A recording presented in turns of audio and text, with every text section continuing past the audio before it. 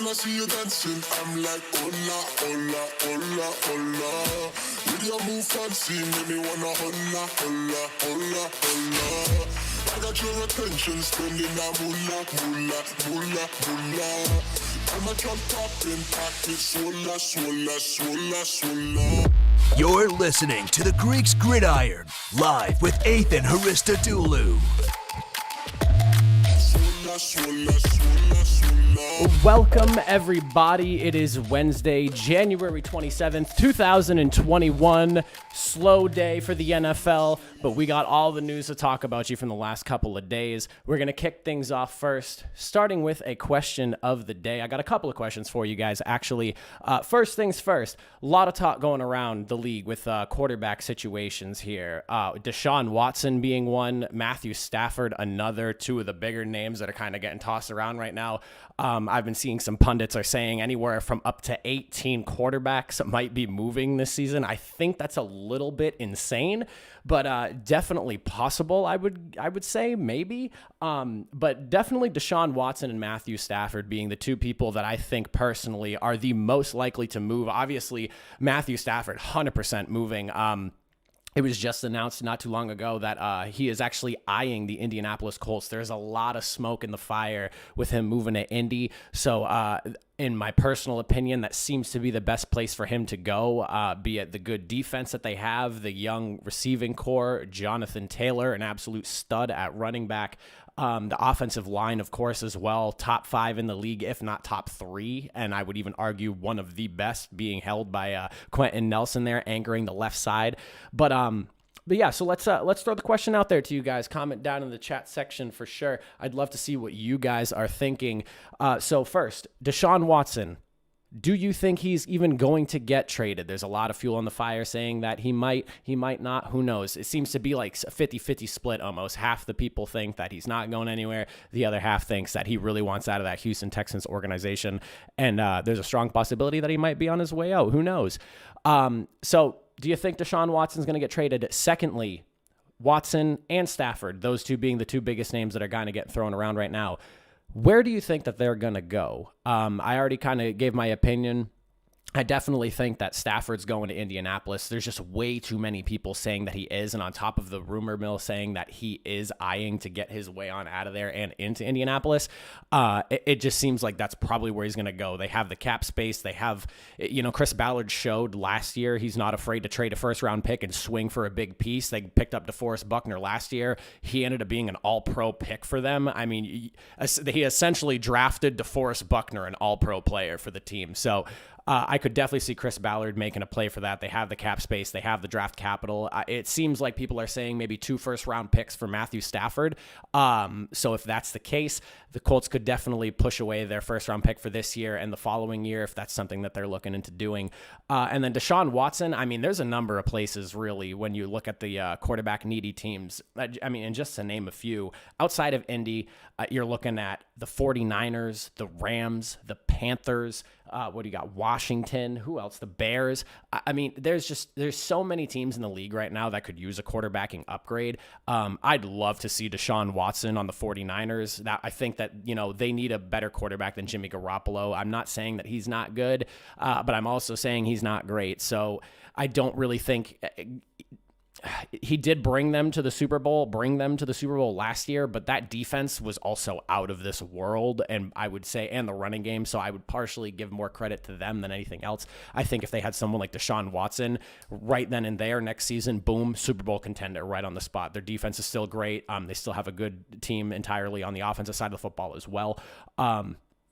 Washington is another place that seems to need a quarterback. I was under the assumption that Alex Smith was staying there, but it sounds like with the way everyone's talking that he might be gone if there's a better option. I would love to see Alex Smith stick it out there. I think he did great for the Redskins. The Washington football team. However,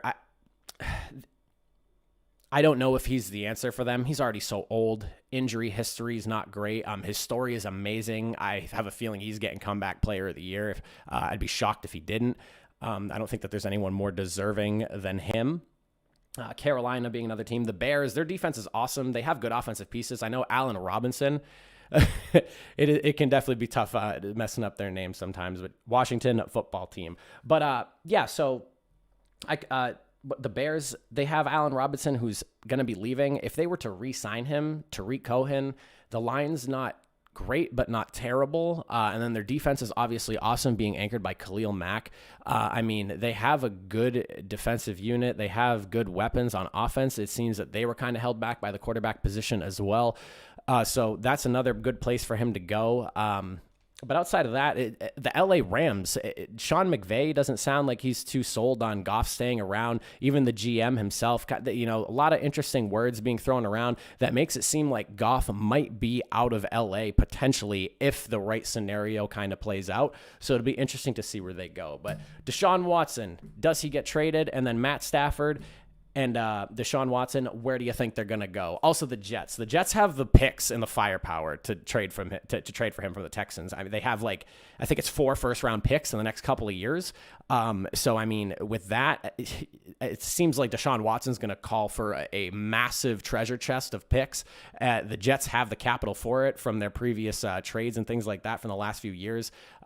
So, a possibility that they go after him as well. I think Deshaun Watson would be a good building block for them rather than drafting a quarterback. If they took someone like Deshaun Watson, who's arguably top 5, he could also help them as well. But moving on from the questions of the day, let's get right into the discussion pieces here. First thing, kind of piggybacking off the question here, we'll talk about Matthew Stafford. So the rumors have come out. He's eyeballing Indianapolis. His house is already on sale. He has like a $6.5 million mansion somewhere out in Detroit, or in Michigan rather.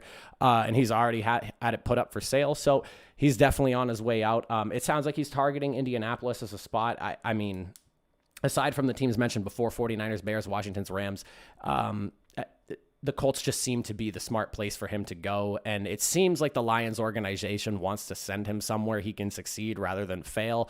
I know that sounds like a weird thing considering you're not trying to help other teams win. But when you have a player like Matthew Stafford, who spent 12 years on a team that couldn't build a roster around him, despite how talented he is, which I've already quoted myself saying that I personally think Matthew Stafford's in the top 10 quarterback discussion. I would put him somewhere, maybe even in the top 7. I think he is fantastic. Unfortunately, he doesn't get the recognition because he plays in a market like Detroit.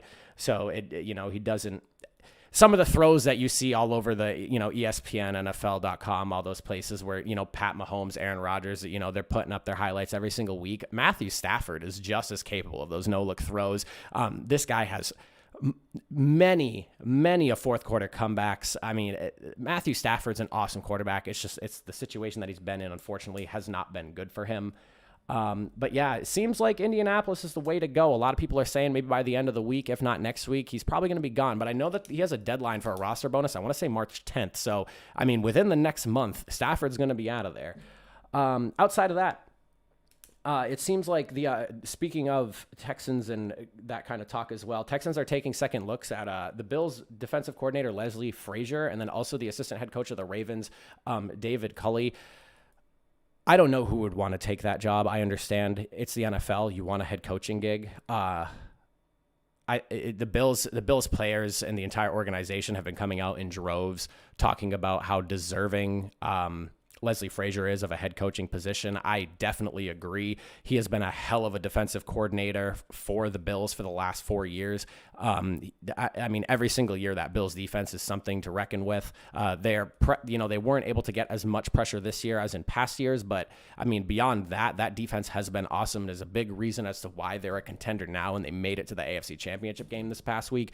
So I definitely think he's deserving. David Culley, obviously a big piece of the organization over in Baltimore as well. Another playoff team for the last few years. As the assistant head coach, doing a lot of the work out there, working with John Harbaugh. I mean, he has a great mentor in him. The only issue is do you want to work for an organization like the Texans, where it seems like the place for the last year or so has just been blowing up, and based off of what some past players have said, it does not look like it's been a good place for a while. So hopefully with the new GM hire, with the head coaching hire, maybe whoever they bring in, be it Leslie Frazier or Culley, maybe they could convince Deshaun Watson to stick around. You don't necessarily know how hard Watson's really pushing to get out, but I mean, there's obviously a desire there if this many people are talking about it. But that should be a tough tough job and sell to get yourself anyone in that head coaching position, but it is the NFL. If you want to make a name for yourself, you want to be a head coach, you're going to take what's available. But that seems to be what's going on with the Texans head coaching decisions. Now, actually something I want to bring up now, speaking of the Bills with Leslie Frazier, I was just reading an article about this the other day, and I could not believe it when I read it. Vic Beasley, he's the he player for the Buffalo Bills, wide receiver.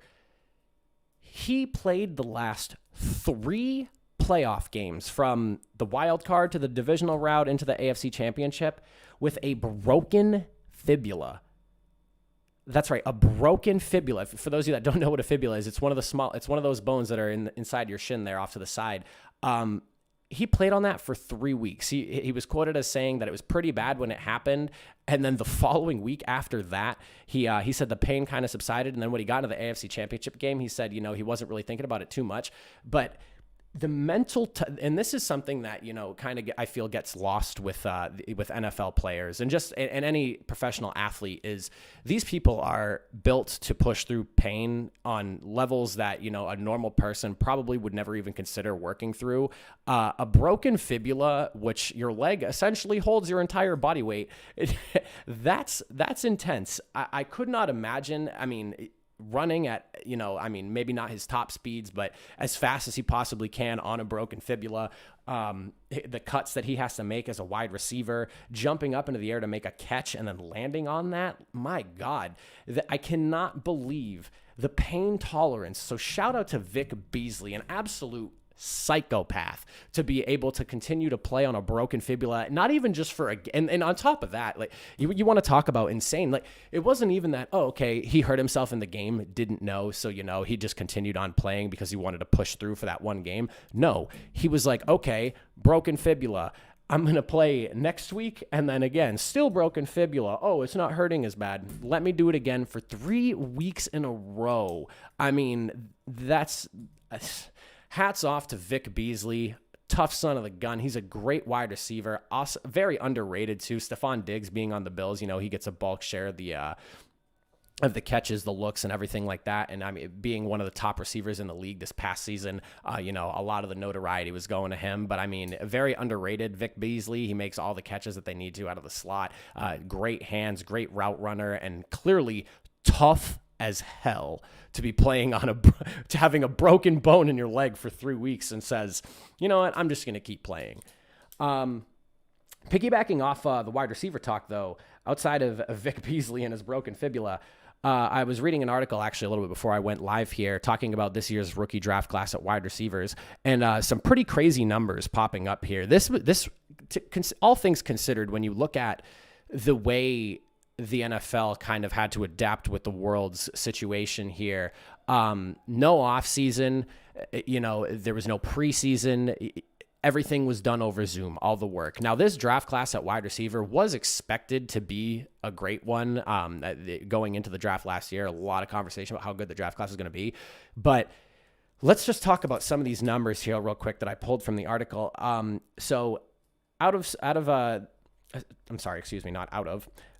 Of the receivers, 8 of them topped 50-plus catches for the season. 8 of them. These are rookies, mind you. This is not, rookies. 50-plus catches out of the ones drafted this year. 5 of them topped 800 yards or more. And then out of all of them, 7 of them topped 5-plus touchdown catches. These are not numbers that most rookie wide receivers put up. It is noticeable that within the last few years, it seems to be wide receivers are more and more ready to go coming out of college.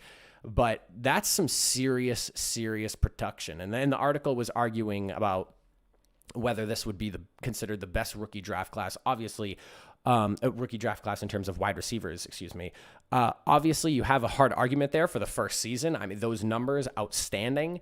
Granted, we're going to need to see these guys play out for a few more years, along with, you can argue, oh my God, they made all these numbers without having an offseason, without having a preseason, but that also prevents, these teams from having looks at them in the preseason, seeing them in game speed before the actual season starts. So you could kind of argue for both sides that, yeah, granted, the offenses technically didn't really have a great time to work these receivers in and get them ready to go, but also the defenses didn't really get to look at them too much in the preseason, because granted, all these rookies, they probably would have been playing significant snaps in the preseason. They definitely would have had game time. Defenses would have had more film to look at. So obviously you have their college film, but you want to see them playing at NFL game speed in an NFL scenario. It's not just about the college film. You want that preseason film when rookies are coming in, so you can kind of judge and gauge, because the preseason, that's what it's all about, figuring out, who looks like they're going to be good, who looks like they might struggle. And the defenses, obviously, they missed almost an entire month of film. So, I mean, those are some exciting numbers. I'm very curious to see how this draft class continues on. Justin Jefferson being one of those rookies, completely out of this world. First season in, one of the top 10, maybe even higher, top 8 wide receivers in the league. He put up numbers this season. Awesome route running, great hands. He was a huge star for the Minnesota Vikings. And, with the Vikings trading away to Stephon Diggs to the Bills last season, you would have thought, okay, they were going to miss out on Stephon Diggs. And granted, Stephon Diggs put up monster numbers this year. I mean, you could argue he was the best wide receiver in the league, but being at that, Justin Jefferson seemed to kind of just like fill that void perfectly for them. So him playing alongside Adam Thielen, they got Dalvin Cook in the backfield. As long as Kirk Cousins can play to the standard that they expected of him, if he is to say, I don't know if he's on his last year of the deal with the Vikings. I know they signed him for a 3-year fully guaranteed contract a few years ago. I can't remember if this is his last season with them or not on the deal. But very interested to see how that offense develops, because, I mean, a very young core of receivers. So they could be really good as long as Kirk Cousins plays to the expectations that the Vikings have of him. We're moving on from that.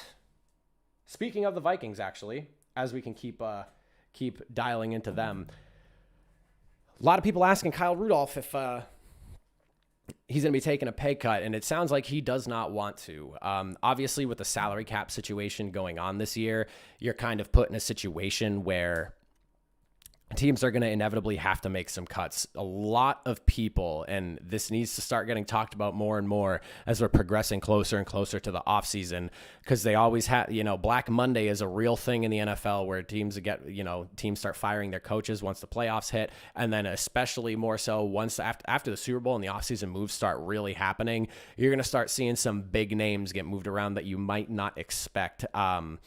And Rudolph was asked if he was interested in taking a pay cut. It sounds like he seems to think he's worth every dime. Based off the quote that he had there, he thinks he's worth every penny of his contract. His production, I don't actually know his stats, but you know what? I'll go ahead and I'll pull him up real quick here just so we can take a quick look and see. Let's see what his numbers were for the year. Kyle Rudolph. Let's put this up here and see what we got. For the season,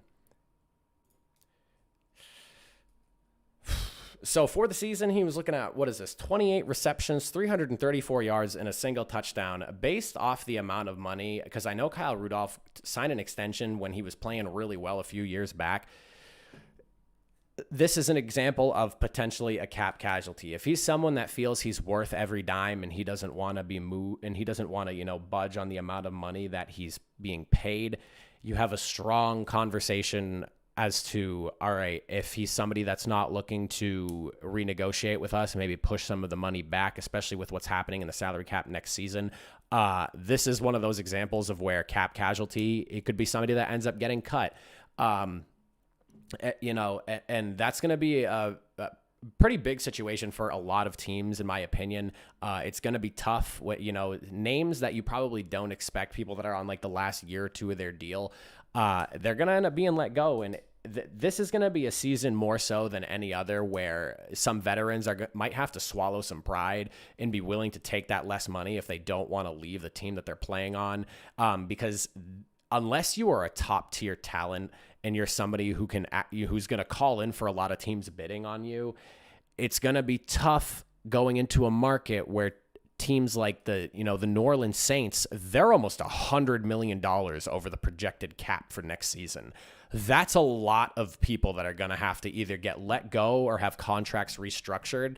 And the team's got to be under the cap, plain and simple. They can't just play over the cap. So if you're not willing to budge and you're not a top tier talent and you don't have a lot of teams looking at you, it's probably going to be best to maybe say, okay, either we push some of this money back a few seasons or bet on myself. I'll take a little bit less money for this year or two and then kind of go from there. It's going to be a big pill to swallow for a lot of these teams. It's going to be a tough thing for a few people, I'm sure. There's a handful of talent in the NFL that I'm sure believe, they might be worth more than what they're currently playing at, and they're going to want more money, and there's just going to be no money to go around. If you haven't been following the cap situation, the numbers that seem to be coming up right now is, I believe what is the current NFL salary cap? I know it's either right below or at 200 million. Let's take a quick peek here. Current NFL salary cap per over the cap for this season, saying about 176 million. I don't know if that's accounting for the current season we're going into at the moment. This is for 2021, 2022. Okay, yeah, so this is for 2021. Can I get 2020s here? So they're projecting roughly 176 million for the 2021 season. But if we're looking at 2020's salary cap for the NFL, it's 198.2 million. So think about that. The NFL salary cap has never gone down. In the history of the NFL, it's always gone up. That might be depending on that lockout year. That could maybe have affected that. I don't 100% know for sure, but I'm almost positive that every single year the cap has either stayed the same or gone up. You're going to go from 198.2 million to potentially 175 at the lowest. I've seen the numbers between 175 and 185 million is the projected cap number, and it seems more and more people are pushing towards the lower number on top of that. That's going to be tough because if you look at some of the team's salary cap situations, a few of them clear the 200 mark by a mile. So a lot of cuts, and I'm very excited to see how the offseason is going to go, because what this is going to cause is we're going to get a situation where we see a lot of players move in a situation that we've never seen before. So this offseason should be quite an interesting one to see. But moving off the cap, let's talk a little bit about Bruce Arians was interviewed today. Bruce Arians, up in age, not one of the younger coaches in the league, obviously, but Bruce Arians, head coach of the Tampa Bay Buccaneers, was interviewed, I believe, yesterday, and was asked what his thoughts were on should he win a Super Bowl this year. Would he continue his career off or maybe ride off into the sunset and retire? And Arians is pretty simple and straightforward. Hell no, I'm going for two. I mean, you have Tom Brady, Mike Evans, Rob Gronkowski, Antonio Brown, a very solid offensive line, Leonard Fournette and Ronald Jones Jr., and then you have the defense that they have in Tampa Bay. Imagine winning the Super Bowl this year should they knock off the Kansas City Chiefs and then just riding off into the sunset. What a lost opportunity that would be. I mean, Tom Brady's on a 2-year deal right now, so he's in Tampa next year as well, unless he just, wants to, which I have a very strong feeling if Brady wins a 7th ring with this team and they don't lose a lot of players, which, I mean, there probably will be a little bit of roster turnover, but if they can keep the core team together, why would you not want to run it back and try to win a 2nd Super Bowl? I mean, the fact that Tom Brady and Bruce Arians have been able to lead this team to a Super Bowl, their first season, no off season, and no preseason work at that. I mean, you could tell those first 6 weeks, maybe even 7 weeks, you could argue that offense was really trying to figure itself out and get itself rolling. And then once they figured it out, I mean, my God, the Tampa Bay Buccaneers and the Kansas City Chiefs, I feel, have been kind of like neck and neck for top team in the league. I would give the advantage to Kansas City just a bit, especially based off the way they played this past Sunday in the AFC Championship. I mean, my goodness, did they look damn good against those Buffalo Bills. But yeah, no, I mean, I don't blame Bruce Arians at all. If I was in his same position, I mean, I have Brady for 2 years. I have such a stacked roster. I'm pretty sure they have literally like maybe $500,000 of free salary cap space at the moment. I mean, they are pushing the cap to the limit, but they kept themselves they kept themselves in a good position where they're not over the cap. So should the cap drop that $10 to $20 million, Buccaneers are in a prime position to be able to hang on to a lot of players, keep the core team together. And if you're able to do that, if this team is able to get over the hump, and the hump being the Kansas City Chiefs, who at this point are lights out, they are the team to beat.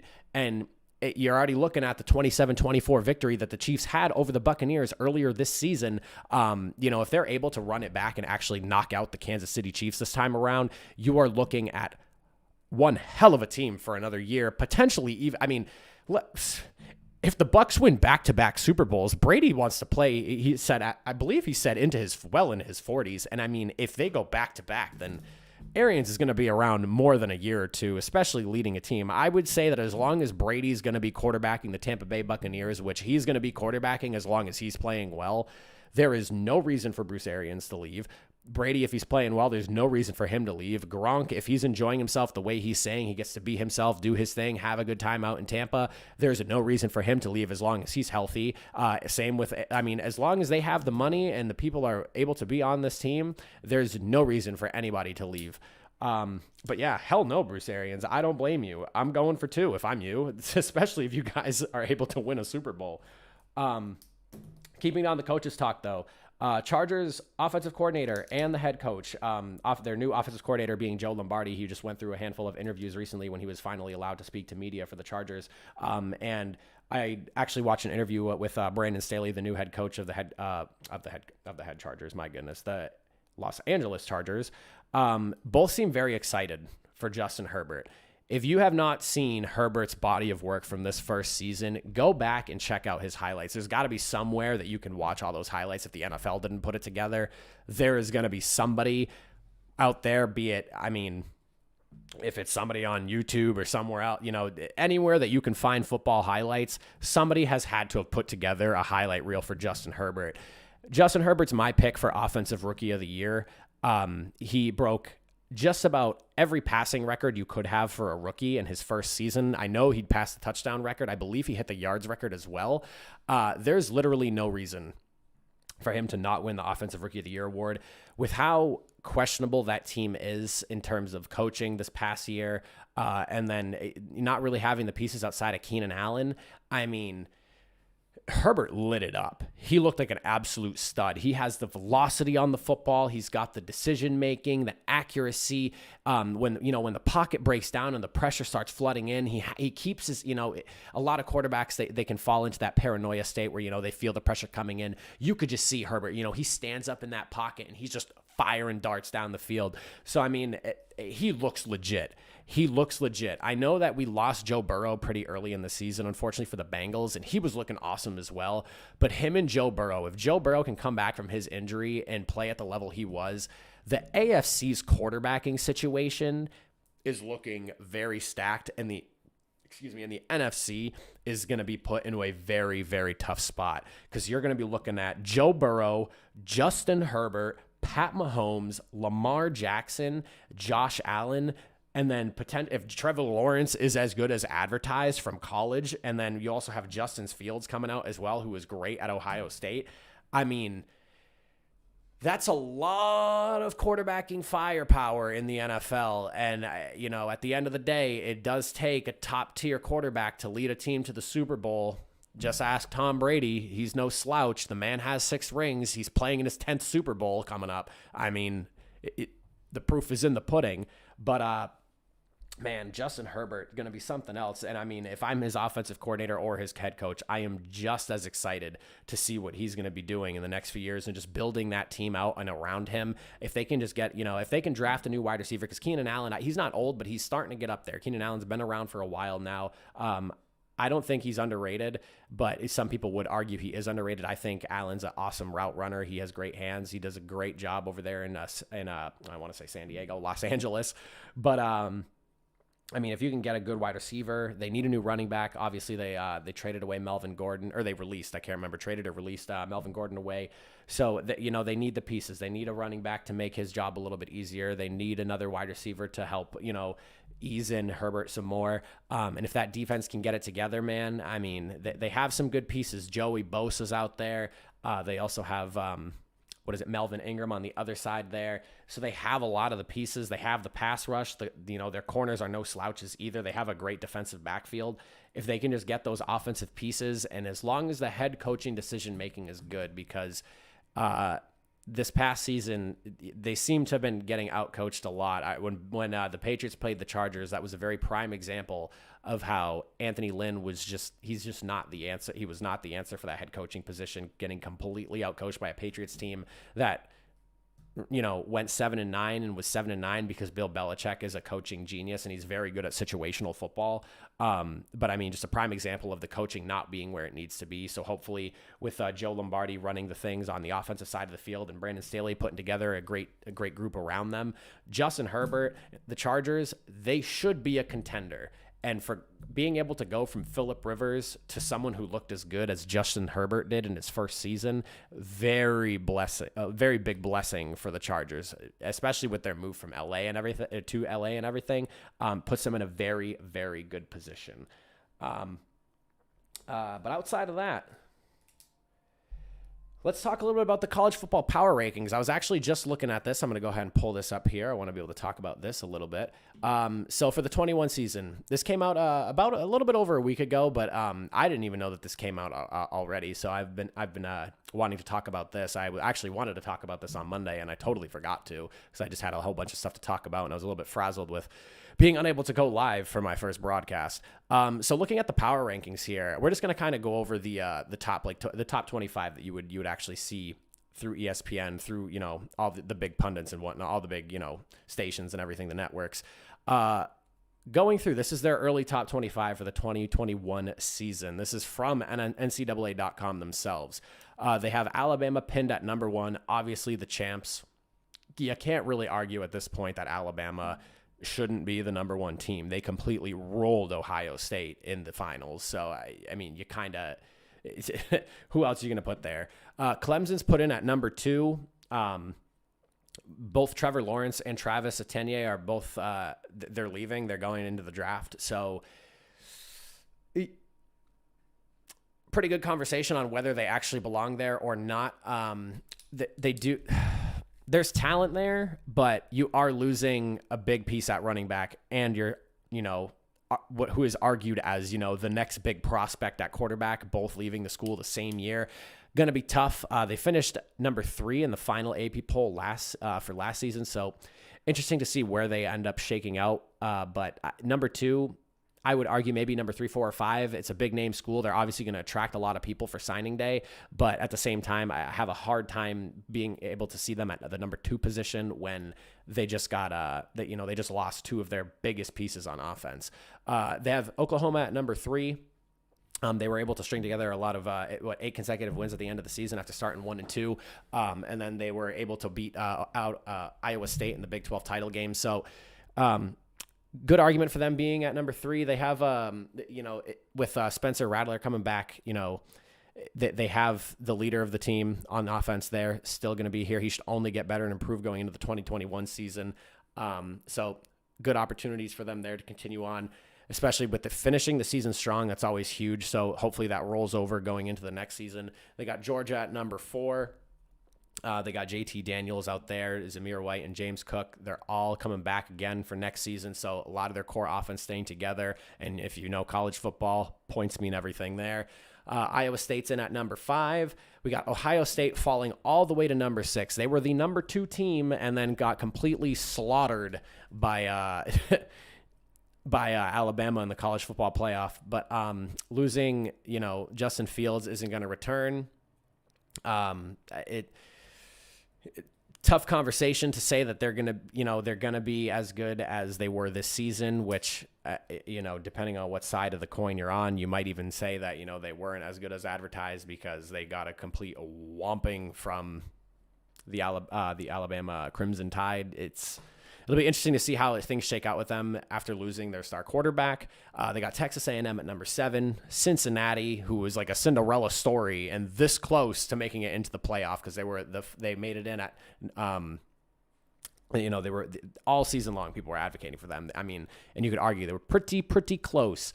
to being a team that should have been considered for the college football playoff. It's tough though, because, they want the big name teams, they want the ratings. And sometimes it feels like the football playoff is almost like it's like a name brand competition. It's not necessarily all about the best teams in the league.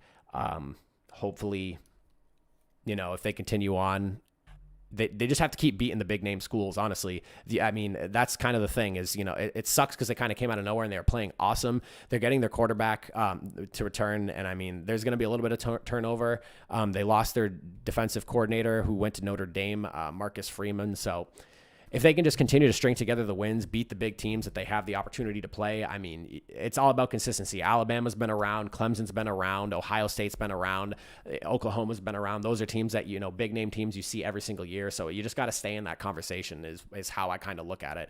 Hopefully, after all the conversation with this past season, the NCAA looks at expanding the college football playoff. It's always been kind of an annoyance of mine where how are you going to limit your playoff to only 4 teams? If we're in the business of making money, which let's argue the NCAA is in the business of making money, why would you not want to have more teams and an expanded playoff picture? If you expanded to 8 teams or 16 teams or 12 teams, whatever the number may be, more opportunity to make money. And on top of that, imagine having a team maybe on a Cinderella run, like somebody like Cincinnati who made it to the football playoff finals and, maybe they took down Alabama, something like that. I just think, that's just like money, the stories. It's all there. They just got to expand the playoff, plain and simple. I personally think that's what they have to do. They have Indiana at number 9, Iowa at 10. And then as you scroll your way down, going through the list, North Carolina 11, Washington number 12, Notre Dame falling really low. They finished at number 5 and now they're all the way down at number 13 now. So getting knocked way down the list there for the AP poll. Wisconsin's at 14, Florida at 15. They were looking awesome at the beginning of the season and then kind of just fell off towards the end. A lot of people arguing them early on. And Florida allowed like 37, 52, and 55 points in their last 3 games. That is a tough score line for them on defense. They got to get it together if they want to be able to push themselves back into contention for any hope of a playoff appearance. Find my pen here. Oregon's at number 16. We have LSU at 17. Texas is sitting at number 18. Coastal Carolina is sitting at number 14.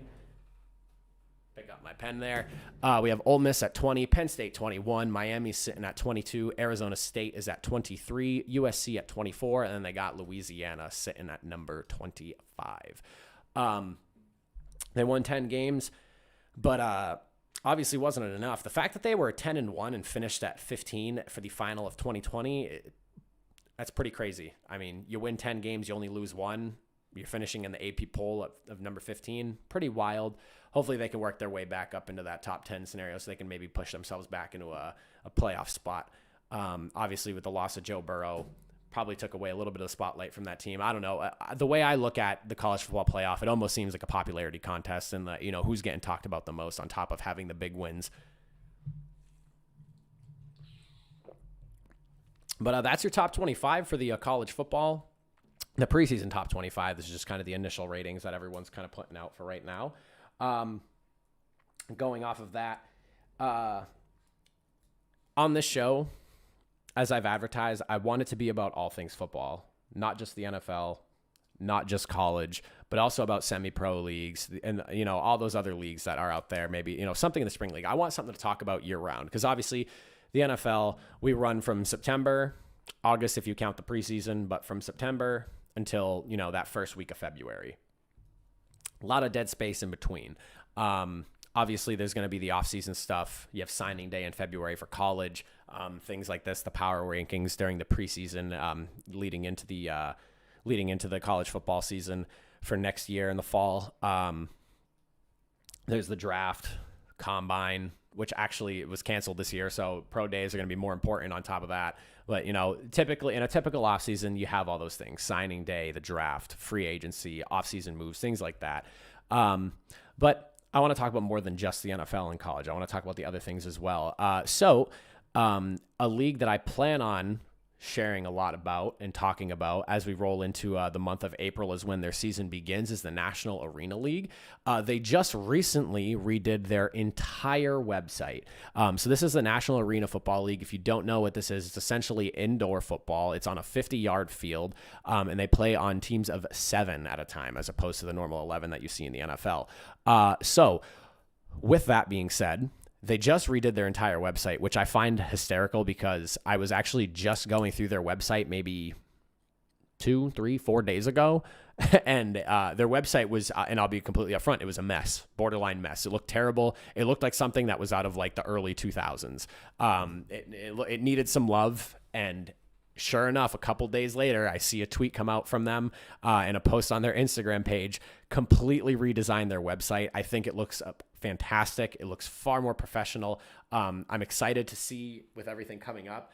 I'm excited to watch. I'm definitely looking forward to it. I'm a big football fan. I love all things football. If there's football on, I'm trying to watch it. I was a big fan of when the Alliance Football League was going on, big fan of the XFL. It's unfortunate that what happened with those two leagues, it's really unfortunate because you had the Alliance Football League fold because of money issues, and then the XFL pretty much folded out because of COVID. So, it puts you in a really bad spot, and you kind of look at those leagues as, just other failed leagues, but there is hope. The XFL, obviously purchased by The Rock and a handful of other people, I'm excited to see them bring that back and get the ball rolling on that, because the way I see it, more football is better. It gives more players opportunities to play and showcase their skills. It sucks that when you look at the NFL, there's just like a boatload of free agents just sitting around doing nothing the entire time. So having a place for them to go and play and be a part of a team where they can actually contribute and showcase their skill sets, I think is huge for them. But yeah, so NAL is going to be a big league that we talk about, especially as we get closer and closer. There's not really a whole bunch going on right now. We're just looking at signings and things like that for the most part. But Saturday, April 3rd appears to be the first game. As I'm looking at their website, it's going to be the Predators going up against the Empire, and I'm excited to see that. I'm definitely going to be watching. I hope that, with anyone who watches this, they could become a fan themselves. And like I said, if you're a fan of football, all things football is fun to watch. I mean, you could argue that the XFL and when the Alliance Football League were going on, it wasn't top tier NFL play, but I just love watching football. I mean, college, you can even argue, is not really top tier either. I mean, you watch a very good team completely thrash on a terrible team, and it's like, okay, you're getting one side of some pretty good football, and the other side is an absolute shit show, and it's a mess. But I want to see football. I love it. More football is better for me. I think it's better for all football lovers out there. So I'm excited to see what the NAL has in store for us when April rolls around. And again, Saturday, April 3rd is the first game. It's at 7 p.m. We got Predators going up against the Empire. And then for the final story that I want to share with you guys before I call things off and head off for the rest of the day, last thing I want to share with you guys, a lot of talk was going around, and I even mentioned it as well, was that Aaron Rodgers was potentially going to be splitting off with the Packers. If you watch the entire his post-game interview, you can tell that Rodgers is very upset. He's dejected. I mean, you just lost the NFC Championship. If you're them, you have no doubt in your mind that you're making it to the Super Bowl. If you are a competitor at that top level, you firmly believe, that you are going to be playing in that final game of the season. With that being said, it seems like Aaron Rodgers is going nowhere. He did an interview yesterday on the Pat McAfee show. He talked with them about, just kind of where he thinks he's at and where he's going to be going. While not anything is ever certain in the NFL, he strongly believes he's going to be back with the Packers. He's in contract and renegotiations with them. In my personal opinion, did I think Aaron Rodgers was going to leave the Packers? No. Is there that slight possibility because in the NFL, anything can happen? Of course, that's the NFL. But I mean, realistically speaking, after the season that Aaron Rodgers just had, you have got to believe that the Packers have absolutely no thought in their mind to be moving on from him in the next season. We haven't seen anything from Jordan Love. Obviously, he was their first round pick. They traded up for him in last year's draft.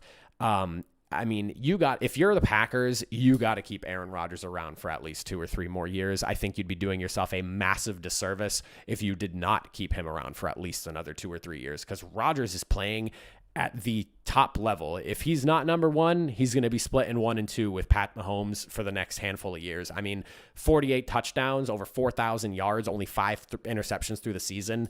That's elite level quarterbacking at its very best. I mean, he literally was 2 off from 50, and only a handful of quarterbacks have ever gotten close to that number. So I would be legitimately shocked unless some terrible calamity happens in their renegotiations and for whatever reason, push gets to shove and somehow by some miracle, Aaron Rodgers decides, just kidding, I want out. I would be legitimately shocked if Aaron Rodgers wasn't in a Green Bay Packers uniform. It's unfortunate that a lot of people ran with the clickbait and, that it was like they cut out that one thing about his uncertainty in his future. But Aaron Rodgers is, if he's not number one, he's the number 2 quarterback in the league right now. He went down, like I mentioned on a couple days ago on my first episode, he went down with 346 yards and 3 touchdown passes. Aaron Rodgers did not have a bad game on Sunday. It was just very unfortunate how things kind of shaked out at the end. There was a lot of turnovers that he had to overcome. He had the 1 interception, and the touchdown that came after it was a poor defensive play call. You can't really put that on Rodgers. I mean, outside of that, he played a fantastic game. You can't throw for 346 yards, 3 touchdowns, and try to say that it wasn't a great game for him. It was a fantastic game for him. Unfortunately, the Buccaneers were able to capitalize on one possession more. That touchdown leading into halftime is the game changer right there. That's the defensive mistake that cost them the game, in my opinion. You can't let, with 6 seconds left, Tom Brady throw a touchdown pass to put them up 11 points going into halftime. That threw away the game. Obviously, you're just playing catch up at that point. And, the fumble leading right off at the third quarter to kick things off, is really unfortunate. I got a question coming in from Jason, though, asking me, do I think it was smart to go for the field goal in the fourth quarter, or should they have gone for the touchdown? So Aaron Rodgers is even quoted as saying this, and I agree with him. He understands the thought process by it. It's the safe play. For me personally, in that situation, I would love to see Aaron Rodgers with the football in his hand. Aaron Rodgers even said it himself. He thought it was 4 down territory. A lot of people are arguing on that 3rd down play. He should have tried running it in for the 8-yard touchdown run, but he obviously threw the ball and it was incomplete. I would have, if in my position, obviously I'm no head coach. This is why I'm sitting here talking to you guys and not coaching an NFL team. I would have gave Aaron Rodgers the football. He's the MVP of this season. He was the best quarterback this year. And I personally think in a big situation like that, Super Bowl's on the line, you want your MVP quarterback with the football in his hand making that play. That's just how I kind of see that. But you have to understand the flip side of, playing smart. You have 3 timeouts in your pocket, plus the 4th with the 2-minute warning. I mean, there's a lot of things in play there, and there's a lot of analytics. And you have to understand that when it comes down to decision-making like that, there's a lot going on. I'm sitting in a room talking to you guys as you're chatting, asking me a question like this. It's a lot easier to sit there and look at something when you're just looking at it in a tunnel, essentially. But when you're in live game, Super Bowl's on the line, I can only imagine the million thoughts coming through your mind. You have all these people that are probably chiming in on what you should probably do. I feel that Matt LaFleur was probably just thinking, okay, what's kind of the safest option here? But at the same time, you see what happens when Tom Brady gets the ball in his hands with about 3 minutes left in the game, and you don't get the football back. So, I mean, the Falcons learned in the Super Bowl. A lot of teams have learned that you do not give Tom Brady the football with too much time left at the end of the game, because if they're not already up, you're probably not going to get the football back. But lesson learned. I'm excited to see, where the Packers go from here. It sounds like Aaron Rodgers is not going anywhere. I would be shocked if he goes anywhere. But yeah, to answer the question, simply put, I would have went for the touchdown. That's just me. Aaron Rodgers, you give him the football, he's going to make a play for you. That's what you expect from your big time elite quarterbacks, especially with the way Rodgers played this season. Outside of that, one last thing that I did want to talk about. I actually forgot about this, but I remembered as I was speaking a few seconds ago. For those of you who might be wondering what the heck is going on with the Pro Bowl this season, I was kind of looking into this before I went live because I was pretty curious about it myself. It seems like the Pro Bowl, it sounds like what the NFL is saying, because I wasn't getting like a straightforward answer. There's players representing the AFC and NFC. Snoop Dogg's on one of the teams. I don't 100% know what's going on, but it sounds like the Pro Bowl is being played in Madden. That is what it is. I'm disappointed, obviously, and I've been disappointed since I found out the Pro Bowl game wasn't going on. I know a lot of people think the Pro Bowl is a joke and it's not really important. The players don't take it seriously. For me, I just like seeing all the best players in the league playing on the same team or in their respective conferences playing on the same team against each other. I've always loved the AFC versus NFC thing. I hated when they were just drafting rosters. I thought that was terrible because the teams were so one-sided. I like AFC versus NFC Pro Bowl style. It's unfortunate we don't have an actual game this season, but yeah, it sounds like they're doing some weird thing with Madden, and I'm a big gamer. I have the newest edition of Madden. I find that laughable. I don't want to get into that because that's not what this show's about, but, I just think that there could have been better ways to do it out, whether they were just doing positional challenges, things like that. I loved what they did last year. They had the different the quarterbacking challenges, the running. I like those things. I wish that they maybe went that route. They didn't need to play a game. They could have just done the challenges. So give the players something fun to do. Have them all tested. You've been testing them all year anyways. Why don't you just bring them out to wherever, send them out in a private jet, and just leave it at that. But it is what it is. So obviously, I don't necessarily know exactly what's going on with the Pro Bowl. You guys might have a better time looking into it than I did. Maybe there'll be more to come as we get closer and closer, but the Pro Bowl should have been this Sunday. So I'm very curious to see how that goes down. Probably not going to watch. I'll probably take a look at it and see what's going on with it later. But that's pretty much everything I got for you guys. That's the show. We're about almost 51 minutes in. If you hung out and watched the entire time, I appreciate you. If you're watching this afterwards, post live show, thanks for watching. I hope you enjoyed. One more time, we'll run it back with the questions. Do you think Deshaun Watson's going to be getting traded at some point during this offseason? Do you think he's going to stay in Houston? And then of the two big name quarterbacks, Watson and Stafford, where do you think they're going to go? If they do end up going somewhere, Stafford's obviously going somewhere. So where do you think he's going to go? And Watson, if he ends up going somewhere. But outside of that, that's pretty much everything I got for you guys. If you want to join in on the conversation, hashtag Greeks Gridiron on Twitter, on Instagram. Tell me your thoughts on the show if you enjoyed. But outside of that, I appreciate you all for joining me. I hope you have a great rest of your Wednesday. I'll be back again. There might be a schedule change for Friday. If you follow me on any of my socials, there will be an announcement, but I think my show on Fridays might be later on in the day due to a scheduling conflict I just realized I have. So we'll figure that out, but I will be live on Friday. Time frame, TBD. Catch y'all later. Enjoy the rest of your Wednesday, everybody.